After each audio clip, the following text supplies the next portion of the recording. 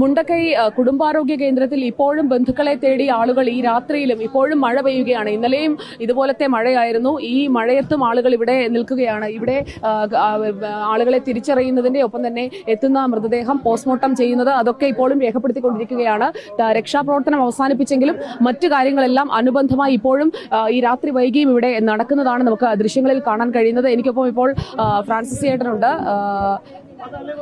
Francis ചേട്ടന്റെ വീട്ടുകാരെ എന്ന് പറയുമ്പോൾ മകനെയും ഭാര്യയും ഒക്കെ കാണാതായി. ഈ നിമിഷം വരെയും അവരെവിടെയാണ് എന്നുള്ള വിവരങ്ങൾ കിട്ടിയിട്ടില്ല. ചേട്ടൻ എല്ലായിടത്തും അന്വേഷിച്ചോ? ഞാൻ അപ്പുറത്തെ ക്യാമ്പിൽ പോയി, പിന്നെ ഉച്ചയ്ക്ക് ഇവിടെ വന്ന് നോക്കിപ്പോയതാണ്. പിന്നെ അപ്പുറത്ത് ബോഡി വരുന്ന അവിടെ പോയി, പിന്നെ അപ്പുറത്തെ ക്യാമ്പിലൊക്കെ പോയി, ഒരു വിവരമില്ല. പിന്നെ ഇന്നലെ 11 മണിക്ക് ഞാൻ വിളിച്ചിരുന്നു. പിന്നെ രാത്രി 2 മണിക്കാണ് ഇങ്ങനെ വിവരം അറിയുന്നത്. ചേട്ടന് ജോലിയിലായിരുന്നു. മുട്ടിൽ പറഞ്ഞ ഒരു റിസോർട്ടിൽ വർക്ക് ചെയ്യായിരുന്നു. ആരെയൊക്കെയാണ് ഉണ്ടായിരുന്നത് വീട്ടിൽ കാണാതായത്? എൻ്റെ വൈഫും 2 മക്കളും, പിന്നെ വൈഫിന്റെ ചേച്ചിയുടെ മോനും, പിന്നെ എൻ്റെ അനിയന്റെ 2 മക്കളും വൈഫും. ഇവര് ക്വാർട്ടേഴ്സിൽ തന്നെയാണ് ഉണ്ടായിരുന്നത്. ഈ ക്വാർട്ടേഴ്സ് എവിടെയാ? റിസോർട്ടിനടുത്ത് ഈ പുഴയോരത്ത് തന്നെയാണ്. ഈ മുണ്ടക്കൈ സ്കൂളിന്റെ അവിടെ ഒരു പുഴയുണ്ടല്ലോ, ഹൈസ്കൂൾ റോഡ് വരുന്ന സ്കൂളല്ല, UP സ്കൂള്. അവിടെയാണ് ഈ ക്വാർട്ടേഴ്സ്. ഹാരിസൺ ലിമിറ്റഡ് ടീ കമ്പനീന്റെ ക്വാർട്ടേഴ്സ് ആണ്. അതിലായിരുന്നു ഇവര്. രാത്രി 11 മണിക്ക്. ഹാരിസൺസിൽ കുറെ തൊഴിലാളികൾ താമസിക്കുന്ന സ്ഥലങ്ങളൊക്കെ പോയിട്ടുണ്ട്. ഇതെല്ലാം ഒരേ സ്ഥലത്താണോ? അതെ, മുണ്ടക്കൈ പറഞ്ഞ സ്ഥലത്ത് തന്നെയാണ്. അത് മുണ്ടക്കൈ തന്നെയാണ്. പിന്നെ ഇപ്പൊ ഇവരൊന്നും കണ്ടെത്തിയിട്ടില്ല. എന്റെ മൂത്തമകനെ കിട്ടി, അവൻ മിംസിലാണ്. പിന്നെ അനിയന്റെ ഭാര്യനെ കിട്ടി, തലയ്ക്ക് കുറച്ച് കംപ്ലൈന്റ് ഉണ്ട്, അതും കുറച്ച് പ്രശ്നമാണ്. എവിടെ നിന്ന്? അവിടെ നിന്ന് തന്നെയായിരുന്നോ കിട്ടിയത്? അത് എവിടെ നിന്ന് അറിയില്ല, ഞാൻ ഇവിടെ നിന്നാണ് കാണുന്നത്. അത് മുണ്ടക്കൈ ഭാഗത്തുനിന്ന് വരുന്നത്. ഇപ്പം ചേട്ടന്റെ ഭാര്യയുടെയും ഒപ്പം മകന്റെ ഒക്കെ പേര് ഒന്ന് പറയാമോ? നമുക്ക് എവിടെയെങ്കിലും വന്നിട്ടുണ്ടെങ്കിൽ, അതായത് ഫ്രാൻസിസ് ചേട്ടൻ ഇപ്പോ അന്വേഷണം നടക്കുകയാണ്. ഒരു മകനെ കിട്ടി, ഒപ്പം തന്നെ ഭാര്യയുടെ ഭാര്യയുടെ ചേച്ചിയുടെ മകൻ, അങ്ങനെ ഒരു വീട്ടിലുണ്ടായിരുന്ന എല്ലാ മനുഷ്യരെയും, ക്വാർട്ടേഴ്സിലായിരുന്നു താമസം. ഹാരിസൺസ് മലയാളം ലിമിറ്റഡിന്റെ ക്വാർട്ടേഴ്സിലാണ് താമസിച്ചിരുന്നത്. അവരുടെ പേര് വിവരങ്ങൾ കൂടി എന്ന് പറയാം. ഷീബ ഫ്രാൻസിസ് ഭാര്യയുടെ പേര്, പിന്നെ ഷിസിൻ ഫ്രാൻസിസ്, പിന്നെ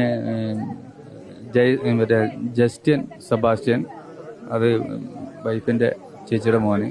പിന്നെ എൻ്റെ അനിയന്റെ പേര് ജോണി സീട്ടി. 2 മക്കള് അനു, അഭിനവ്. ഇത്രയും പേരെയാണ് ഫ്രാൻസിസ് ചേട്ടന്റെ വീട്ടിൽ നിന്നും കാണാതായത്. നോക്കൂ, ഇപ്പോഴും ഇവിടെ മഴ പെയ്തുകൊണ്ടേ ഇരിക്കുകയാണ്. ഇതുപോലെ മഴ കനത്തിരുന്ന ഒരു രാത്രിയായിരുന്നു ഇന്നലത്തേതും. ഈ രാത്രിക്കൊടുവിൽ, ഈ മഴ കനത്ത് പെയ്ത രാത്രിക്കൊടുവിൽ പിന്നീട് നമ്മൾ കണ്ടത് പുലർച്ചയോടുകൂടി ഉണ്ടായ ഉരുൾപൊട്ടലാണ്. ആ ഉരുൾപൊട്ടലിൽ മണ്ണ് മുഴുവൻ കുത്തിയൊലിച്ചു വന്ന് ഒരു കൂട്ടം മനുഷ്യരുടെ എന്ന് പറഞ്ഞു കഴിഞ്ഞാൽ കിലോമീറ്ററുകളോളം ഇടത്താണ് ഈ ഉരുൾപൊട്ടൽ നാശം വിതച്ചത്. അത്രയും മനുഷ്യരുടെ ജീവിതവും സ്വപ്നങ്ങളും എല്ലാം ആ മഴവെള്ളപ്പാച്ചിലിൽ കുത്തിവന്ന ഉരുൾപൊട്ടി വന്ന വെള്ളം അവരുടെ എല്ലാം എടുത്തുകൊണ്ടുപോയി, അവരുടെ ഉറ്റവരെ കൊണ്ടുപോയി, അവർക്കുണ്ടായിരുന്നതെല്ലാം കൊണ്ടുപോയി. ഒരു ഗ്രാമം തന്നെ ഇല്ലാതായി. ഒരു മലയൊന്നാകെ ഒലിച്ചിറങ്ങി മലയോരത്ത്, പുഴയോരത്ത് താമസിച്ചിരുന്ന മനുഷ്യരെ ഇല്ലാതാക്കി.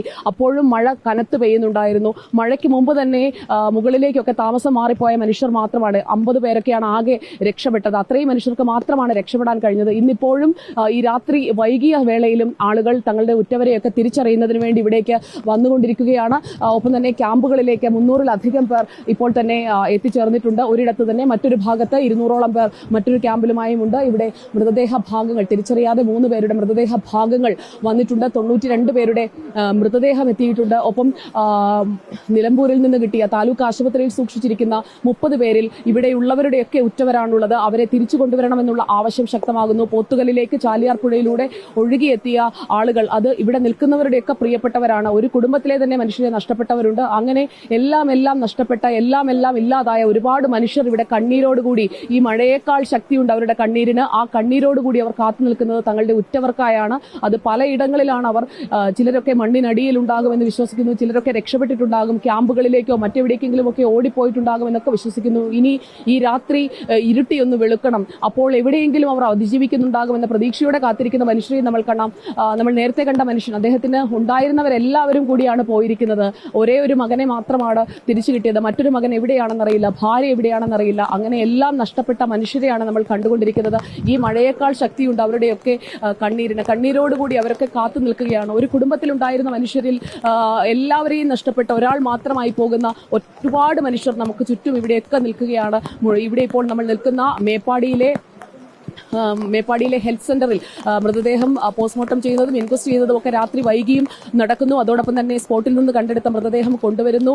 ഒപ്പം തിരിച്ചറിയാത്തവയാണ് ഇപ്പോൾ കൂടുതലും അവിടെ ഉള്ളത്. ബാക്കിയുള്ളവരുടേത് സംസ്കാരത്തിനും അങ്ങനെയൊക്കെയായി ഹാളിലേക്കുമൊക്കെ മാറ്റിക്കഴിഞ്ഞിരിക്കുകയാണ്. ഇനി നാളെ രാവിലെ തെരച്ചിൽ തുടരും. അതോടൊപ്പം തന്നെ പലയിടങ്ങളിലും ഇപ്പോഴും കിടക്കുന്ന മീറ്ററുകളോളം ചെളി അടിഞ്ഞു കിടക്കുന്നുണ്ട്. അതിനടിയിലൊക്കെ ഇവരുടെയൊക്കെ പ്രിയപ്പെട്ടവരുണ്ടാകാം. ഒരുപക്ഷെ ചിലരൊക്കെ രക്ഷപ്പെട്ടിട്ടുണ്ടാകാം. എല്ലാം ഒന്ന് വ്യക്തമാകാൻ, ഒന്ന് ഇരുട്ടി വെളുക്കണം. അതുവരെ പ്രതീക്ഷയോടെ കാത്തിരിക്കുന്നു ചിലർ പ്രതീക്ഷ നശിച്ച് കണ്ണീരോടെ വിഷമിച്ചിരിക്കുന്നു. അങ്ങനെ പല കാഴ്ചകളാണ് നമുക്ക് വയനാട്ടിലെ മേപ്പാടിയിൽ നിൽക്കുമ്പോൾ കാണാൻ കഴിയുന്നത്.